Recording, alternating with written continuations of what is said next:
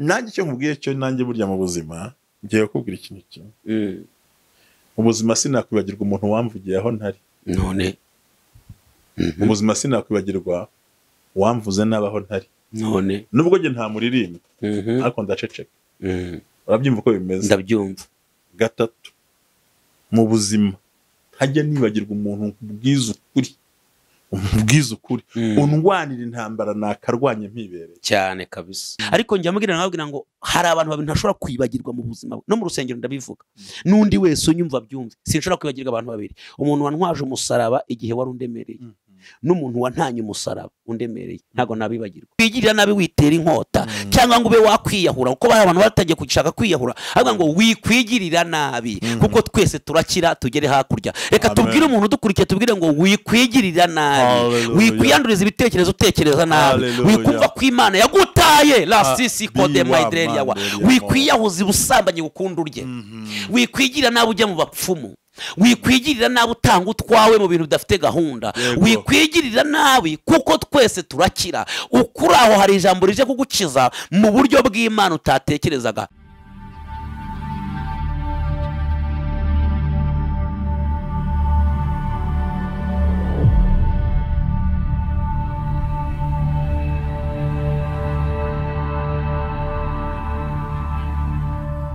Ndabashuje cyane mwe mwese abadukurikiye, mwe bwabera ministries channel yanyu, televiziyo yanyu, mwe bakunda cyane, aho turi mu myiteguro yo kuzubaka Zoom tukatubuhaganiza ku manywa na nijoro, mwese mubikurikirana. Imana ibahumisha mu izina rya Yesu. Ndabashuje mwese inshuti zacu, nizere ko Emile Sindayigaya kuva hariya hakurya mu gihugu cy'abanye cy'abarundi yuko yamaze kugiye gutora mitende. Mwese Imana ibamperumisha mu izina rya Yesu. Tugeze ku munsi wa 83. Inusu mwe na gatatu ushatse wawuteranya harimo 70 y'ubunyage bagomba kumara mu gihugu cy'Aburoni ku mwaka 83. Hari ikintu Imana yakoze ku rusengero aho ngaho nzakibabwira. Ubwo abantu bamaze kunanirwa kubaka, uwitwa Hagayi na Zakariya barahaguruka baravuga ngo nimwubake inzu y'Imana, Imana ibaha umugisha. Rero ni umwaka wo kubakira Imana, Imana ikaguha umugisha. Ni umwaka, ni umunsi wo kwibuka iby'Imana bagora bitangaza. Imana ibamperumisha mwese turabakunda. Ni Ntambabazi Jean Baptiste muri kumwe bwabera ministries ya channel yanyu, imwe mukunda, ndabizi ko muyikunda. Tugeze kwa musaba amasengesho, Imana ibamera umugisha. Ejo mwarashubijwe, narabibonye comment mwanditse, mushinzwe mwagiye mwandika. Rero nkuko mwabyifuje, ntabwo nshaka kuvuga ibintu byinshi cyane. Nabahamagariye wa mugabo mwari mwakeneye, kuko hari n'abasabye nimero, nyaboneka muze kuzitanga. Imuze kuzitanga rwose, mbabarire barazinsabye, muze kuzitanga bazibone. Barabizi ko nge nta kibazo mafite, uzitange rwose. Nagira ngo rero mbere yuko mwakira, nagira ngo dusenge Imana yashene uko amavuta noneho agarukanye ateye ameze ukuntu, ntabwo ateyebwa ahubwo nayo igikundiro. Mana data twese turagushimye, turi imbere bwiza bwawe, utwemerere kano kanya ukora muri mitangazo, mufite amwana ku mwami kano kanya, ukoresha umukozi wawe, umuhagarareho mwami, bane nawe, bane natwe byose mwami, kandi umuntu wese ugiye kuzafungura kino kiganiro azumva umugisha umumanukira ku Yesu Kristo mwami wacu. Amen. Nagira ngo ayivuge n'umuntu w'umugabo ngo uyu namuzanye. Murakoze mushumba. Nitwa Pastor Eric Jean Damascene Habyarimana, ndi umugabo ukorera i Kigali, umupasitoro mu Itero Blessing Church, umushumba waryo. Umushumba waryo. Hanyuma dukorera Kimironko i Kigali. Uri inshuti yanjye urabizi, ibijyanye na nimero nawe bazayikubaze, ariko bashaka kumbona kuri Blessing TV, Hebron Blessing TV, bashaka guhita babona nimero yanjye mu buryo bworoshye. Rero Imana iguhe umugisha. Numvisha uri mu bintu byiza by'amavuta. No kuvuga ngo unawe ufite chaîne y'urusengero? Yego mfite chaîne y'urusengero, vuba barajya badukurikira live. Kuvuga ngo yitwa Hebron Blessing TV. Hebron Blessing TV. Hanyuma uriya mu cameraman azi kugushyirira munsi kugira ngo baze kuyireba, bahita basangamo niyo nimero. Impamvu z'umutekano kiza kuruta. Kugira ngo murabyumvise ko abyisobanura, abanyabwenge bana abantu bahamagawe n'Imana, afite ubwenge bwinshi no munyamwuka. Urumva ko avuze ati nta kibazo, ubwo baraza kwandika munsi, uraza kuyibona noneho hanyuma bashyiraho n'ikiganiro, bahita nimero direct bakuvugisha. Imana iguhe umugisha. Rero turakwakiriye mukozi Imana. Ni nakuvuza ubushize ko uri umuntu w'amateka, ariko nkubwira ikintu kimwe gusa: urukundo ugira, ineza ugira no guha guhugura ugira no kugira ibanga ufite Imana igukomereza mu izina rya Yesu. Mu kiganiro cy'ubushize ijambo wavuze ndashaka kuryagura nkaribyaza ikindi kintu ariko mu kanya ndari nagikora ahubwo nugira ubwoba. Nanjye ndibitse mu ibanga. Ndaza kubikubwira turi nyuma ya kamera. Rero turakwakira mu izina rya Yesu uri ku munsi wa 43 rero nagira ngo twise cyane Imana ikumpera umugisha impano narayibonye kandi by'ukuri ndanagushimira cyane ujye unyibuka kandi burundu kansengera mu ivuga butumwa kandi warakoze no kunzanira amavuta uvuye mu Isiraheli. Imana iguhe umugisha ariko yarashize. Nanjye yarashize. Sigaranye duke ariko sinatuguha. Duke kandi ntago wemera ko ntago ndi umutubuzi. Wemera ko Yesu yakorera muri zakuzanira ninde ndagusubira eva ko tuzanajyana. Bishobotse mu kwa 9 ashobora kujyana. Dushaka kujyana. Tuzaza nandi ntacyo baza ariko yarabuze muri iyi minsi ahubwo abantu bajye bayashaka bajye bagira vuba ko twagize turayabura. Sinzi ikibazo cyabaye ariko twarayabuze niyo mpamvu nazanye make. Ntabwo agipfa kuboneka ngira ngo hari umwana mbone umwanya gushima umwana yitwa Ben ba muri Amerika yigeze kunyereza yaguze muri Amazon arayohereza nahenze kubi cyane ariko yihangane nanjye nahuye n'umurwayi mitanyamo nubwo natanze icupa ryose ryuzuye ry'amadolari 50. Yego ntakunde ngomba kubigenza hari ibintu Imana ikora kandi bikaba bikomeye rero. Hanyuma rero numva mushumba rero nagira ngo nkubwire ikintu gikomeye Imana ikumpera mu izina rya Yesu. None uyu munsi wa 43 ugende mu mavuta kuko guhereje utubwira ijambo rikomeye ngo tuganza byaje mu ngo nuko ngo hari ikintu Imana ikoze aho bidatekerezwa mu gihe bitabonerwamo aho bitazi ko byaboneka niho Yesu ajya bigaragaza. Abigaragariza aho Yesu afite ijambo ribitse ibyawe. Yesu afite ijambo ribitse ibyawe. N'ibyanjye n'ibyabariye. Narayiro nizeye. Nizeye pe.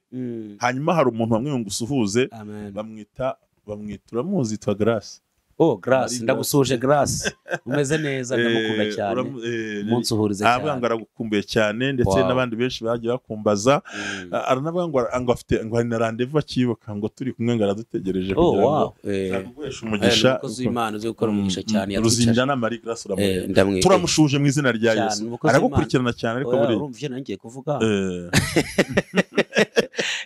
erega ryo cyatumye uzi ijambo marayika yabwiye Koloneli ya Kigeli we saa 9 ngo kumanywa yihango yaramubwiye ngo gusenga kwawe n'ubuntu bwawe bwinshi.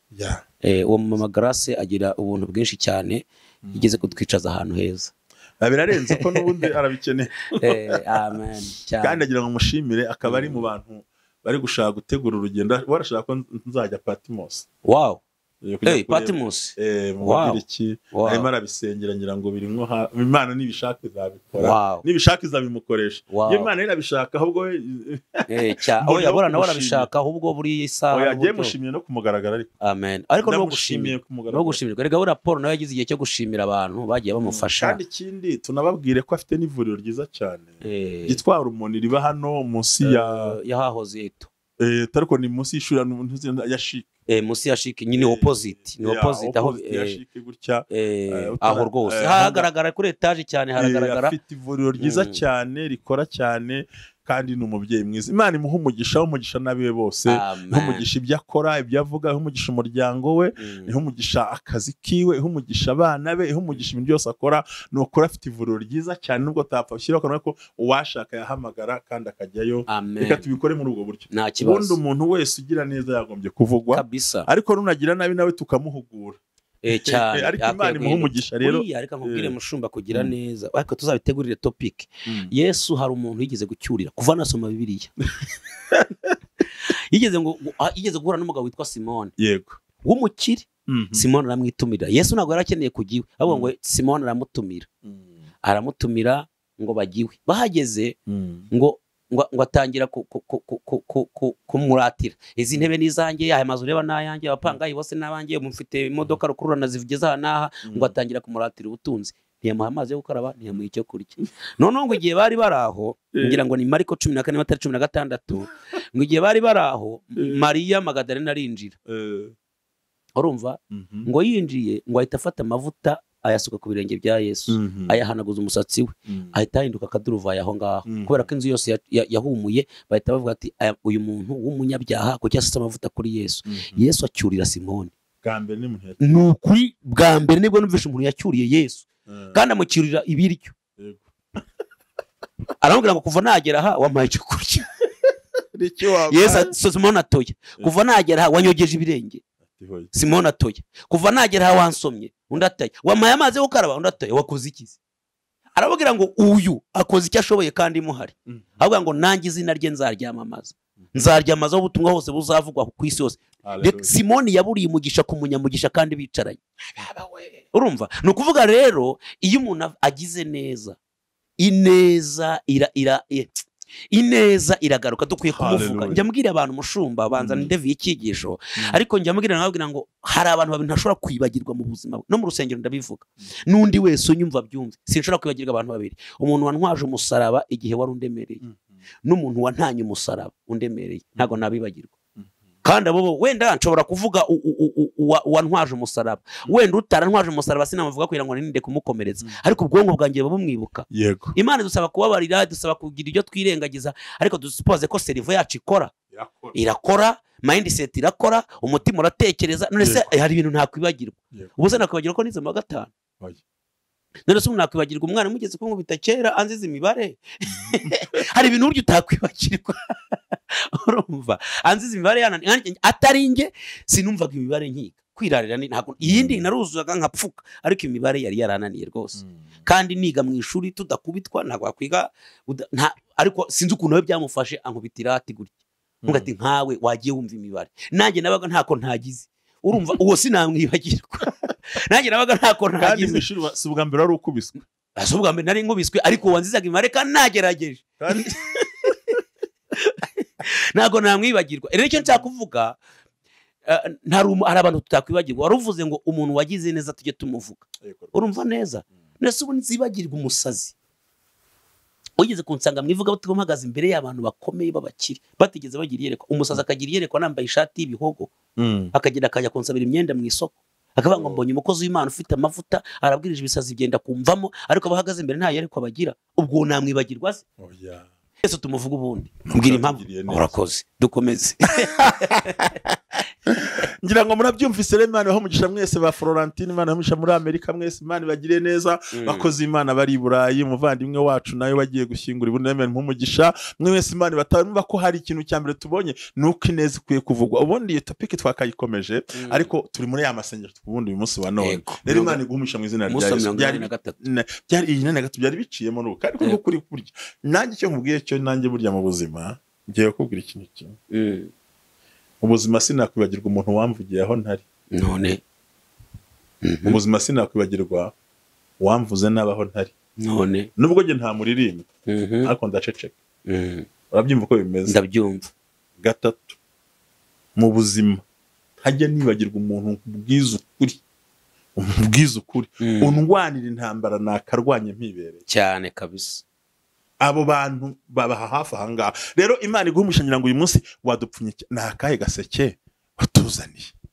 minota mike isigaye agaseke rero nabazaniye karimo ibintu byinshi amen ariko harimo kimwe cyakiza umuntu udukurikiye cyakiza umuntu udukurikiye rega intego y'ubundi yacu no kugira ngo bakire harimo igipfunyika cyakiza umuntu udukurikiye abantu badukurikiye baze gusoma ijambo ry'Imana ryo gatatu narisome riri mu byakozwe mu gice cya 27 umurongo wa 44 riravangwa n'abandi nabo bamwe bagenda ku maboko kumbaho abandi ku bindi bivuye mu nkugi nuko muri ubwo buryo bagera ku nkombe bose barakira cyangwa twese turakira buri Imana ikirisha ibintu bisa naho byakatwishe Imana yakirisha umuntu twumva ibintu bisa byaho byakatwishe kandi aha nta nzira igaragara batubwiye ahubwo batubwiye mu buryo nusoma muri Mariko 6:21 aya iravuga ngo uburyo burabonetse so nuwonca udukurikiye rero ndashaka kubwira ngo hari uburyo butagaragara ariko buri mu buryo bw'Imana Imana igiye gukoresha ibintu bitagaragara bigakwambutsa bikakugeza muri destination yawe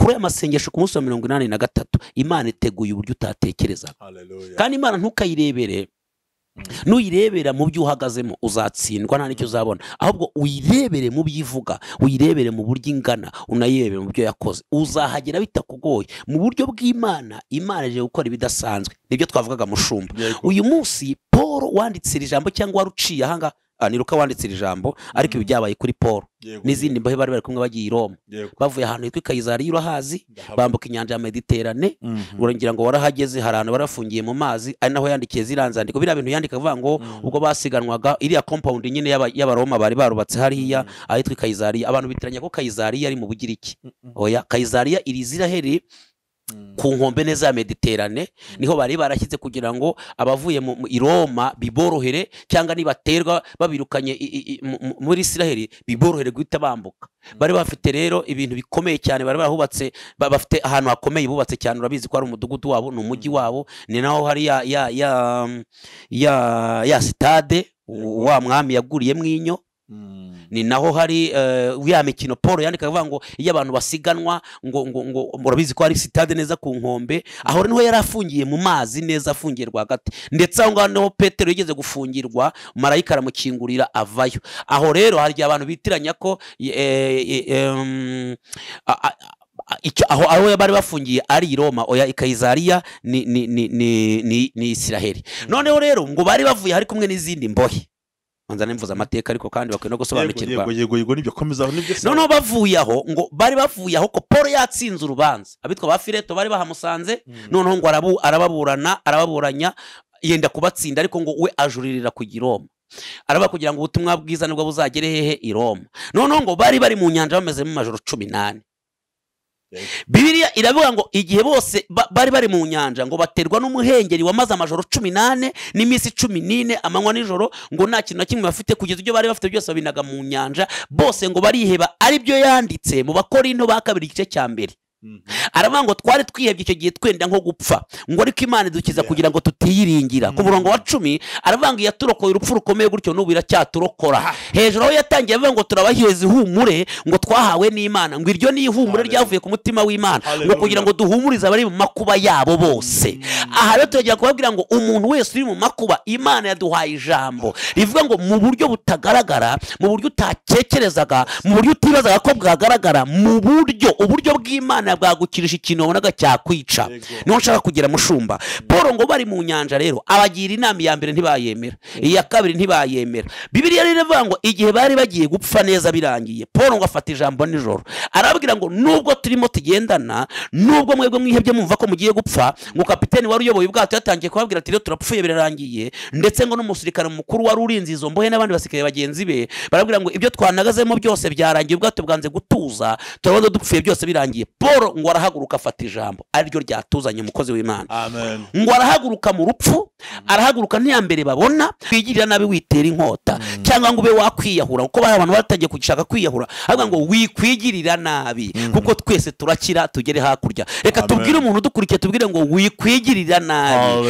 wikwiyanduriza ibitekerezo utekereza nabi wikumva ko Imana yagutaye la sisi kode maidreri yawa wikwiyahuza ubusambanyi gukunda urye wikwigira nabi ujya mu bapfumu wikwigirira nabi utanga utwawe mu bintu bidafite gahunda wikwigirira nabi kuko twese turakira ukuri aho hari ijambo rije kugukiza mu buryo bw'Imana utatekerezaga ijambo rya gatatu arababwira ngo simpfuye kuvuga marayika yansanze nijoro haleluya marayika yansaze nijoro ngewe mfite iyerekwa arambwira ngo twese ngo turakira nimwumva ibyo mbabwira nuko yavuze nimwumva ibyo mbabwira ngo twese turagera hakurya nubwo kandi twagendanaga mfite agatsima uzasome ngo mfite agatsima nagendanaga Bibiliya ivuga ngo arakamanyura akagina mu bakristo uwariyeho wese arakira aha byagenze gute rero ngo batwaye ubwato amaze kuvuga iryo jambo wana Yesu asifiwe kugira ngo ibyo yavuze bigaragare ngo ubwato burasekura ngo busekuye burashwanyuka ariko ijambo yavuze ariko ndafashirwe ijambo yavuze iryo twasomye ngo abantu bose barambuka ariko ngo bambutse gute ngo nuko ikintu cyose cyavuye ku bwato cyameza amatwi kikajya munsi y'umushumba ntambabazi ngo kikamutero kikamurembeza ku nkombe kubera ko ijambo ryavuze ngo twese turakira niba cyaragaruka gasimbiza ariko nta wambutse yose ahubwo yambutse yambukijwe babarira unyumve mushumba abantu bose bara muri iyo nyanja ntiyabuzemo abari bazi koga ariko ntawe Bibiliya yatubwiye ngo bambutse bose ngo runaka yaroze ngo runaka roga oya ahubwo ngo mu buryo batatekerezaga ngo Imana yazanye ikintu cyose buri muntu wese arambutswa kandi atavunitse ibi bivuze iki rero nta mbaraga bari bafite ko bari maze amajoro 18 batarya urimo uranyumva bari bamaze amajoro 18 batarya banyagirwa imbeho ibica kuko cyane igihe cy'imbeho kandi bababaye imbere batahabona n'inyuma batahabona nono nta numwe wari ufite imbaraga rero Imana izaho imbaraga z'uyu muntu zigarukira izi nibyo arwanya igihe kirekire Imana imanuye uburyo radiko testasiya be Imana imanuye uburyo bimwambutsa bukamugeza hakurya kandi atavunitse ni ngombwa ko Imana iterura uwananiwe ni ngombwa ko Imana iterura uwarushye ni ngombwa ko Imana iterura umuntu wari ugiye gupfa ni ngombwa ko Imana imwambutse ikamurembesha hejuru y'inyanja ngo ikivuye mu bwato cyose ngo cyambutsa buri muntu wese kiravuga ngo hari ijambo ryavuye mu kanwa k'umuhanuzi reka mwambutse mugeze ku kirwa cyitwa Merita mu buryo butagaragara mu buryo utatekerezaga mu buryo wumva utatekereza ko wagerayo nibwo Imana ikoresheje reka ne kuvuga genyine icyo nemera cyo kuri aya magambo ni kuvuga ngo ubwato bwaramenetse bwarashwanyutse ubwato bushwanyutse ariko utumene tw'imbaho tuvuye ku bwato oya katubanze twe kurenga aho ngaho mushumba twunganirane bwamanyutse hari ijambo rimaze kuvugwa nayumvise bwato magambo ntabwo ari na rose ubwo marayika yagaze iruhande rwanjye arambwira ngo twese twese turakira nta numwe upfa kandi abivuga muri situation yo gupfa abivuga tubivuze muri situation yo kubengwa tubivuze muri situation yo gukorwa n'isoni tubivuze muri situation y'urwobo rwacukuwe tubivuze muri situation warozwemo tubivuze muri situation yo wabengewemo tubivuze muri situation wabuzemo ibyangombwa tubivuze muri situation y'umugongo wacitsemo kabiri tubivuze muri situation ugwaye rubaga impande tubivuze muri situation ugiye kwicwa n'ibini bilaza nikota tubivuze muri situation muganga yatangaje inkuru zibabaje nyumva tubivuze muri situation uyu muntu yumva agiye gupfa tubivuze muri situation umwana yirukanywemo tubivuze muri situation yumvaga nta cyerekezo ariko umva ijambo marayika hagaze iruhande rwacu ko mu buryo butagaragara mu buryo budafatika uri bwakire uri bwambuke uri bugeraho Imana yavuze haleluya Paul yabivuze ari umwe cyane mu mbohe zirenga 200 niba nibuka neza ngira ngo ni nka 170 na niba nibuka neza niba ntibeshye zarengaga 100 kurenga ariko abivuga rumwe abandi bacogoye yego tubivuze muri bake bashobora kukuba wende bari iruhande rwawe mu bantu benshi watekerezaga tubwije ijambo rivuga ngo muri ubwo buryo la sidi côté festa ugiye kwambuka kandi urambuka mu buryo udatekereza urambuka mu buryo utibazaga urambuka mu buryo utatekerezaga kuko Imana igiye kugendana nawe Imana igiye guhagararana nawe ubuzima bw'Imana bugiye kubana nawe icyubahiro cy'Uwiteka kigiye kubana nawe bilazini côté pifeskite lo treria bizalama hari imbaraga zigiye kubana nawe hari ikiro cy'Uwiteka kibanye nawe hari imbaraga z'Imana zigushoboje hari gukomera kw'Imana gushoboje hari ikibahiro cy'Uwiteka gishoboje izo mbaraga zawe urambutse ugeze hakurya Merita haleluya mu mazi hagati nta musozi nta kintu babona habe n'ijwi ribabwira ngo yemwe mwenda kugera ku nkombe ariko Paul aravuga reka duhanurire umuntu twumva aho nta jwi rikimubwira ngo uziga aho nta jwi rikimubwira ngo uzabyara aho nta jwi rikikubwira ngo uzashaka aho nta jwi rikikubwira ngo uzabaho aho nta jwi rikikubwira ngo humura aho nta jwi rikikubwira ngo turi kumwe aho n'ijwi rikikubwira ngo byarangiye ku nshuro ya 83 cyangwa ku munsi wa 83 watangiranye presentation nziza we uravuga ngo mwaka 83 ngo urusengero rurongera rurubakwa nagusa ejo wavuze ku ijambo ryiza nibuka neza ringira ngo niba ari Mika 9 niba nibuka neza inavuga ngo umunsi Amosi 9 haravuga ngo uwo munsi nzegura ihema birasa neza neza n'iby'Imana yabwiye abubakaga bavuye i Babiloni igihe Joshua na Zerubabeli bazaga kubatera imbaraga ku nshuro ku mwaka 83 wahoze ubivuga ngo urusengero ruzuzura nunasoma barabwiye ngo ruzuzura ngo kandi Imana izarutaha nusoma barabwiye ngo ruzuzura basani barati nabageshomo bagihari ngo ariko nta mugabane nta nishimwe nta n'urwibutso kuko nta byabo byari birimo urumva rero kuri iyi nshuro ya 83 umunsi wa 83 hari ibintu Imana igiye kongera kwegura hari ibintu Imana igiye kongera gusana hari ibintu byari byaratangaje ko bitazongera gusana Bibiliya ivuga ngo igihe Nehemiya yazaga kubaka ngo umudugudu wari warahiye kandi wari uhari erega burya hashya ibintu byari bihari hahomba ibintu byari bihari burya umuntu uhari hamwara burya umuntu uhari hacumbirwa umuntu uhari erega burya hasenyuka umuntu wari uhari erega burya hababara umuntu wari uhari Nehemiya ngo yatewe n'agahinda k'umudugudu wahiye kandi wari uhari utatse ubwiza ngo n'amarembo yaho yari yarasenywe rwose ngo aterwa ishyaka aterwa umubabaro no kuza ubu hari umuntu wakureba akaba ati burya ni wowe uduteye agahinda ko ntabwo uyu munsi turimo tuvuga inkike turavuga inkike wowe turavuga inkike z'umutima wawe turavuga imidugudu y'umutima wawe turavuga ko hari intumwa ituzanye uyu munsi twaje nka Zerubabeli uyu munsi twaje nka Joshua tubwira ngo iyo nkike izongera isanwe rebikostikwa kandi hari amagambo y'urucantege mushumba igihe bavugaga ibi ngira ngo bavugaga ibi ngibi bavuze hari amagambo atatu Sanibalati yavuze ijambo rya mbere aramanga ngo uwuboshya witwa Nehemiya yiboshya ngo kuko barimo arakorera ibihembo bifi ibwami wabo barinjiza ibwami baramwinjiriza mwebwe murakorera ubusa ntabwo izo nkike zizuzura icya kabiri arabwira ngo ayo mabuye muterura mukanubaka ngo imbwebwe ingunzu ngo niziyakandagiraho ngo azahirima ariko nimundebere ibuye ripimiro 500 kugira ngo abasuzwa babwire ngo ingunzu simbwa uzi ukuntu yavuze ariko yaravuze ngo abanyagwa ngo bari gutaburura amabuye muri ishyari ryamuriye ngo barimo bataburura amabuye mu bishingo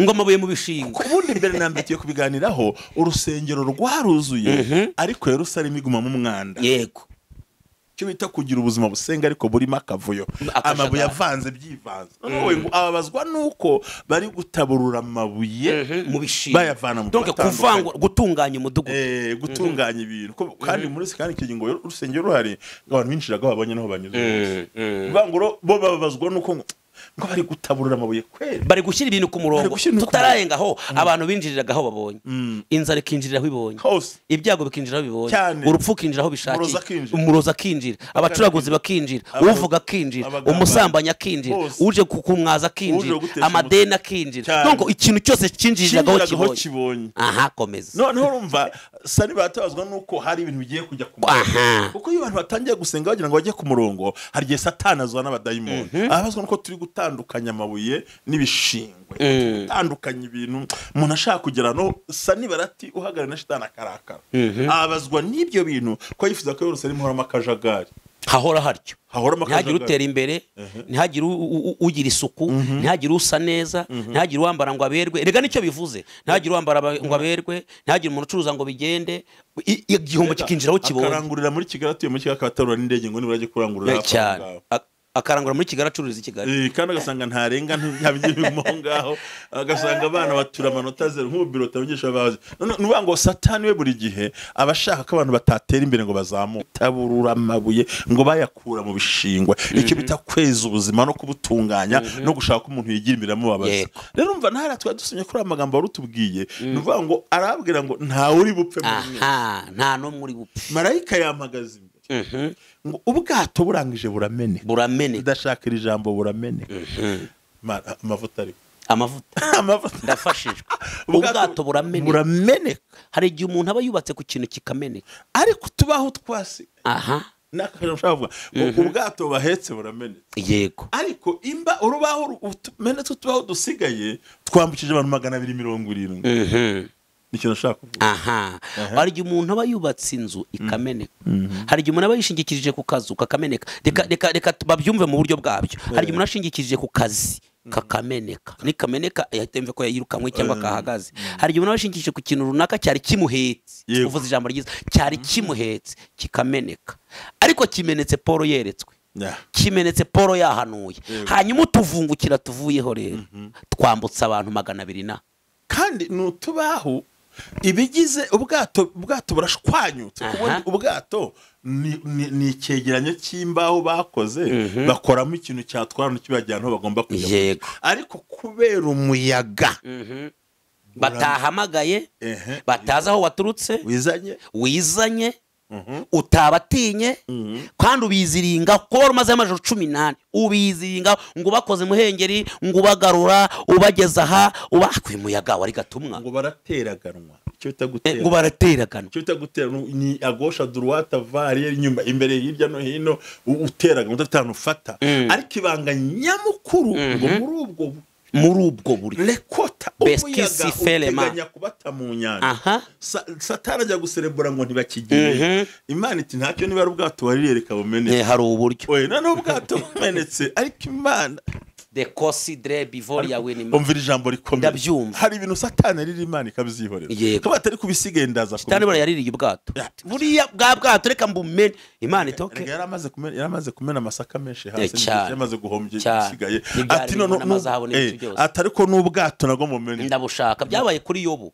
ngo shitani yaririye ubutunzi bwarira no mu biti jyana ariko Imana imwe mu buryo none rero uburyo burabonetse uburyo burabonetse muri ubwo buryo niryo jambo twasomye muri ubwo buryo bw'Imana muri ubwo buryo butagaragara buri kabaho mu busabo ugafashe wese bu ku nkombe ugafashe wese du ku nkombe kakubwira ibintu bikomeye ndafashijwe mwene amen uzima mfashijwe ubundi kugira ngo uyoge mu mazi no kugashya yego none kandi mwese kandi habamo ingashya nkeya none kwaza ko yiciye ku rubaho yakoreshaga ukuntu mu buryo bw'Imana kandi bavuga yuko hagati y'inkombe naho bwato bwamenekeye hari hakiri nk'ibirometero burya cyane ntabwo hari hafi rwose ariko hari muhenge niko birivuga none biciye ku bwato urubaho rumwe ntangashya bafite kandi ntibitubwira ko ntibanatubwira ko wa muyaga wahagaze oya ntabyo batubwiye umuyaga warakomeje ariko muri ubwo buryo atari mu bwato ariko nawe ndebera ubundi buriya bwato butwaye abantu magana abiri n'ubwato bunini cyane umuyaga ngo wararengeraga ukarengera ubwato none umuyaga warengera ubwato bukameneka bwabura gute kurengera umuntu ariko muri ubwo buryo haleluya ntekereza ko n'umuntu yapereteraga muri bwa bwato n'umuhengeri agahinguka hirya y'umuhengeri aciyemo hagati muri ubwo buryo ugiye kwinjira utakwinjiraga muri ubwo buryo ugiye guca mu nzira batatekereza kandi bahagurutse ku nkombe batazi ko iyo nzira iribeho muri ubwo buryo harimo kandi nta wanyuze aho undi yanyuze oya muri ubwo buryo kandi nta n'uwacitse nta wacitse ariko uzi ko ari byo ngo nimba nta nimwe yacitse kandi n'abasirikare baba bari babarinze nabo bambitse muri ubwo buryo na kapitene ajya kuri ubwo nawe agenda muri ubwo buryo noneho n'uyoboye abasirikare agenda muri ubwo nawe agenda muri ubwo buryo nta wari urinze undi aravuga ati wikwiyica ngo twice we byihorere nta uri bupfuye umunsi wa none urumva noneho muri ubwo buryo ubwato batwe buramenetse ariko Imana ishyiraho uburyo akabaho akameneka avuye ku akantu kangana umuntu yakicaraho gusa akabarambutse ibisobanuye cyane amagambo y'ubuzima umuyaga ntuhagaze uracyahari ariko kuko nicyo bari bishingikirije ariko yari yaberetse n'icyari gifite ubushobozi bwashobora gusuporta umuyaga kiramenetse ariko akantu kadafatika buse nkubaza nuko twicaye hano nk'abantu bo muri Kigali urabona umuntu agasanga ntagira akazi ariko ntararara hanze yego ntagira akazi araraza umwana ubusa nubwo batarya n'ishuri bari ishuri arishyura ubundi tubwizanyije ako si akameneka imba ni akameneka urubaho kabisa ahubwo mwira wasobanura gute ukuri rero mu Bumana muri ubwo buryo Imana ntiyateganya bwa bwato bunini kuko yashakaga ngo yerekane imbaraga no gukiza no kwerekana gutabara iravuga ngo muri ubwo buryo n'ubundi buryo burabonetse cyane ubundi buryo burabonetse ubwato nubwo bubuze ariko hari akabana nubwo imiryango ibuze ariko hari Imana kuko Imana ntabwo ijya iburabuzwa ntabwo Imana ijya ibura uburyo kuko igihe akagezi kakamaga Imana yafukuye ahandi hantu hitwa Serafati rero hari uburyo Imana yateganyije utatekerezaga hari uburyo utibwira ko bwari buhari hari uburyo ubwiraga ko aho wari upfiriye uhapfira ariko hari ijambo rivuze ngo muri ubwo buryo urambutse mu buryo butasobanuwe neza ariko bugatanga umunyetso bw'uko bagiye bambuka mu buryo bitagaragara ngo hari yumvishe bivuga ngo buri muntu wese najye kukabaho kuko nta muntu wabagiye ngo buri muntu najye kukabaho oya ahubwo uburyo bwaraje buri muntu wese yibwiriza ko agomba kujya kukabaho Imana itanze uburyo aho waburiraga akazi ntukaboneye aho mva gupfiriye niho ubuzima bugaragariye kuko ku munsi wa 83 Bwana Yesu asifiwe ku munsi wa 83 amateka arahindutse hari umuntu wumvisha inkuru nziza hari umuntu ubonye uburyo bw'Imana haleluya hari umuntu ubonye uburyo bw'Imana hari umuntu ubonye uburyo bwo kubyara uburyo bw'akazi uburyo bwo kwaguka uburyo bwo kugenda uburyo bwo gucira indwara adila ropikosta mu buryo budafatika ariko burabonetse mu maso y'abantu mu buryo bw'Imana ntibufatika mu maso y'ibyo wize ntibufatika mu maso y'aho uhagaze ntibufatika ariko uburyo burahari kandi bugiye kwambutsa mu izina rya Yesu muri ubwo buryo Imana ishyiraho ukuntu abantu bambuka cyane abantu bose bakurikiye umwe bw'Abera Ministries n'abazakurikira Hebron Blessing TV babwiye ngo Imana ishyizeho ubundi buryo ibigaragara bivuyeho ariko ibisigaye biratabaye yego mu bundi buryo abantu barambuka no Paul avuze ngo mu bundi buryo nibwo Imana yashatse ubundi buryo nta mpamvu yo gutegereza ngo ese bizagenda bite muri ubwo buryo Imana izana ubundi buryo bushyashya ku munsi wa 43 avuze ngo Imana izanye ubundi buryo bushya ku buzima bwawe. Amen. Imana ikumpera umugisha mushumba. Ndanezerewe cyane. Ndanezerewe mushumba. Ndafashijwe kuko nkuyemo ibintu nka bitandatu bikomeye. Icya mbere Imana yagaragaje ko Pawulo yavuganye n'Imana. Nubwo yageze hakurya abantu batakijijwe neza bazana umuba bashyiramo n'impiri. Yego. Ncira gucira bayishyiramo cyane. Bayishyizemo iyo ncira arangije ngo nawe ngo akusa yagiye gutwika. Yazi ko ari inkwi nk'izira. Kumbe bahambiriyemo tugira ntadupfunyikira nk'ibindi bintu ngo tuhagwe. Bari bemeye ko ari umukozi Imana ngo iyo ncira umfashe ukuboko baravuga ngo aha twabivuze. ariko ikiza kiriho inkwi begeranije harimo iyo ncira. Ntabwo ushobora kujya kuri iyo topic. Arangije acana umuriro urayizamura. Burya hari amashyara azamurwa n'umwuka w'umuriro uri muri twe. Ariko arangije akora ikintu gikomeye. Murumye ngo nta gushidikanya ngo uriya ngo si umunyabwenge. Nuvuga ngo abantu bibagiwe. Ngarangije ngakunkumurira mu muriro. Urumva ivumbuye n'umuriro acanye kandi akunkumurira muri wa muriro. Iyo amavuta hari niyo avumbura ibintu akanabirangiza. Rero muri ubwo buryo tamifora ya tugiye gusoza nagira ngo basengere Imana. Umuntu wese abuze uburyo burabonetse. Umuntu wese wumvaga ko ibintu byahagaze hari uburyo bubonetse. Reka ngo usengere wizere. Mana mu izina rya Yesu. Umuntu wese wateze amatwi ari mu nyanja y'ibibazo, ari mu nyanja y'amakuba, ari mu nyanja atabona imbere, abona ibintu byose birangiye, ndamusengeye kugira ngo abone uburyo bw'Imana. Imbaraga z'Imana zibe kuri we. Byambaje gutyo mu izina rya Yesu. Amen. Imana ibamugisha. Murakoze cyane hagaruka. Imana ibaha umugisha. Tuzakomeza rero ku munsi wa 84 tubabwira ngo Yesu ni umwami. Muhabwe umugisha, mukoze mwiyandikishe kandi muze kureba hasi muraza kubona channel yitwa Blessing TV. Blessing TV. Muze kureba muze kubona hanyuma mukomeze dukorane. Murakoze. Imana ibampe umugisha, mukoze mwiyandikishe. Bye bye. Nahagaruka. Murakoze muri abantu b'ingirakamaro muri twebwe. Bye.